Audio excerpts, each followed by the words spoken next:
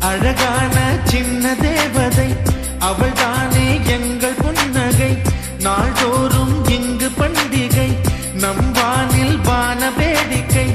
இதுபோல சொந்தம் தந்ததா இறைவாவா நன்றி சொல்கிறோம். உனக்கேதும் சோகம் தோன்றினால் இங்கே வா இன்பம் தருகிறோம். சரவண